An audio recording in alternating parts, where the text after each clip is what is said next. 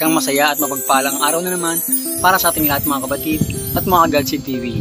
Usap-usapan ngayon sa social media ang ating pambansang gold medalist sa gymnast na si Carlos Yulo. Mainit nga tinatalakay ang nangyayaring issue sa kanyang nanay, sa kanya at sa kanyang girlfriend. Marami ang bumabatikos at nang babash sa kanyang nanay. Pero ano nga ba ang totoo? Ano nga ba ang pinagdaanan ng kanyang nanay, ng kanyang pamilya at ni Carlos Yulo bago maabot ang kanyang kinalalagyan ngayon sa Olympics? Ito, panoorin natin ang interview sa kanyang nanay sa isang balita. Ito po ang video sa panayam na ito. In the eyes of the world, he defines perfection. Championships. He took bronze in Doha. This 19-year-old Carlos Kaloy Yulo brings home to the Philippines its first ever gold medal at World Artistic Gymnastics Championship, a dream fulfilled for Kaloy and his family. Hindi ko to ina-expect sabi niyang ganun. Tapos, yun, hindi siya makatulog kasi parang hindi pa sobrang tuwa niya siguro, hindi siya tapos gusto niya daw maiyak, kaya lang pinigilan niya. In these busy streets of Malate, Manila, Carlos began his journey with gymnastics. The 7-year-old Carlos, once a spectator, molded himself into becoming a world champion. Mga alaga ko yan sila nung maliliit pa, tapos nung mga 7 years old siya, meron kaming kapitbahay taga rito na nananalo sa gymnastic. Nagtatumbling dito sa may playground namin, ginagaya ng mga apo ko.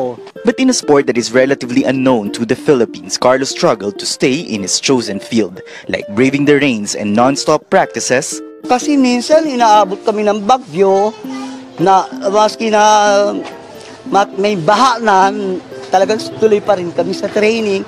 Tapos yung inaabot kami ng hating gabi din, hanggang alas 11 ng gabi. Tapos may bagyo rin.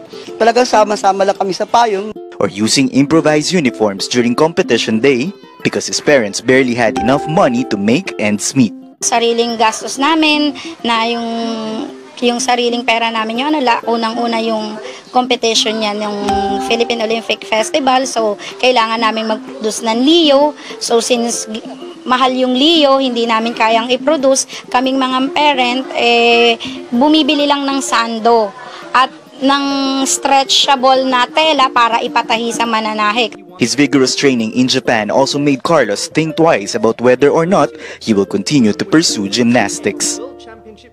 Dumating dun sa point na gusto niya nang mag-quit. Pero syempre nandito kami para i-pursue lahat ng niya, nasimulan niya. Kasi sabi ko sa kanya, sayang, nandito ka na, bababa ka pa ba? But looking back at all his accomplishments, the Yulo family knows that Carlos is on the right track, and the love for the sports runs in the family.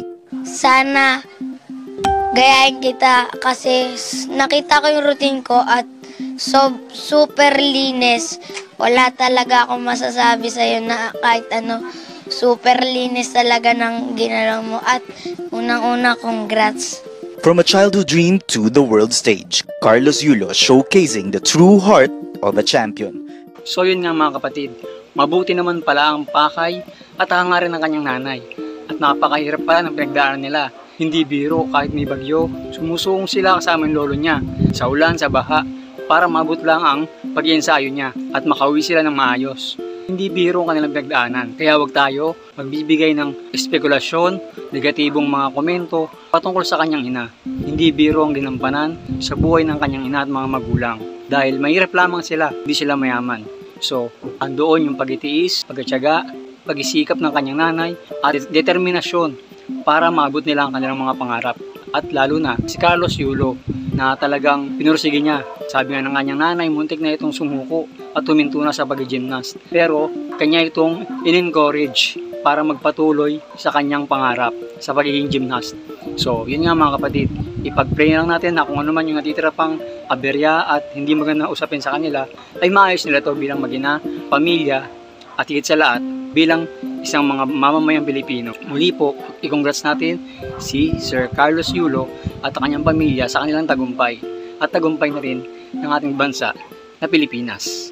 God bless us po.